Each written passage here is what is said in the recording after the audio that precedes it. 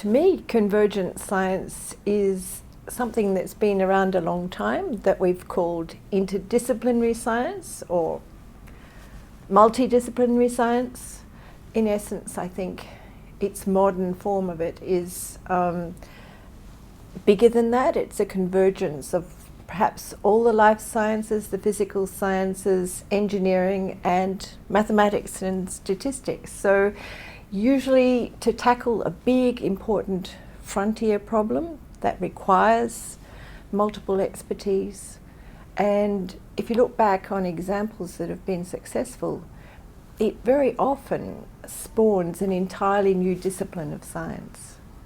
Thinking of my own field, I guess a prime example of convergent science would be the discovery of the structure of DNA by Francis Crick and Jim Watson. Now, Francis Crick was a physicist, Jim Watson was a geneticist, driven by an absolutely burning desire to know how our genes work. And they were the ones who solved the structure of DNA, but to do so, they relied on work from many other disciplines of science, chemistry and physics in particular. Of course, especially they relied on the X-ray structure, the X-ray diffraction pattern produced by Rosalind Franklin from DNA fibers that had been produced by Maurice Wilkins. And Rosalind was a chemist, Maurice Wilkins was a physicist. So that was very much the work of physics, chemistry, and genetics coming together. The structure itself inspired people to come in from many different fields, including atomic physics, to understand how the life process worked. How did this amazing DNA double helix encode the life process? And as I said, that attracted a lot of people into the field. And of course, ultimately, it spawned the entire biotechnology industry. So there's a really good example.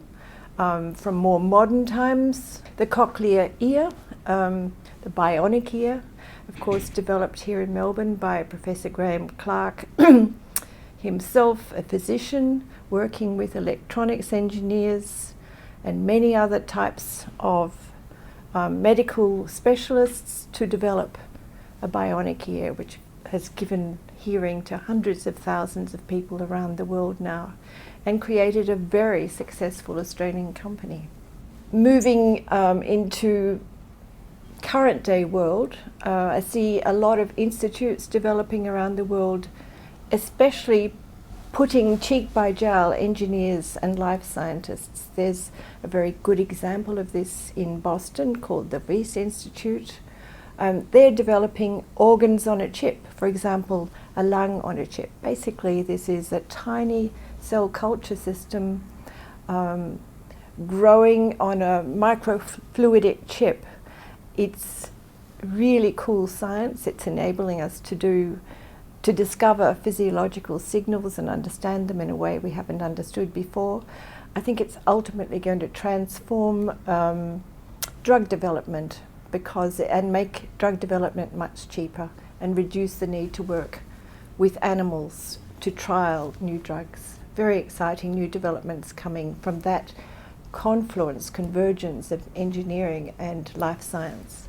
I think because convergent science is so important in modern science, we need to be aware that we need to teach in a different way, to encourage people to be able to go across scientific barriers, to break down scientific silos.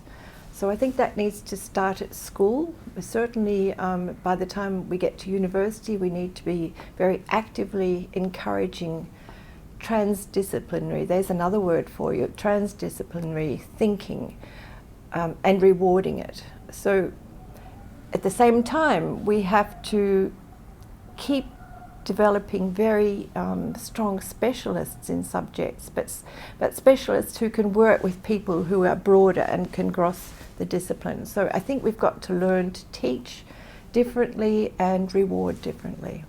I think convergent science has already shown us with Cochlear that it can create very successful new industries. So encouraging convergent science in Australia and Victoria is going to create the new industries for the future, the advanced industries that we need to replace the more traditional industries, which, as we all know, are currently struggling. I think the Convergence Science Network does many things. It informs, it inspires, and it encourages collaboration across disciplines. So by bringing speakers who can tell us about what they've done in convergent science, it will encourage that to develop and flourish more around us. So I think it's performing a very important catalytic role.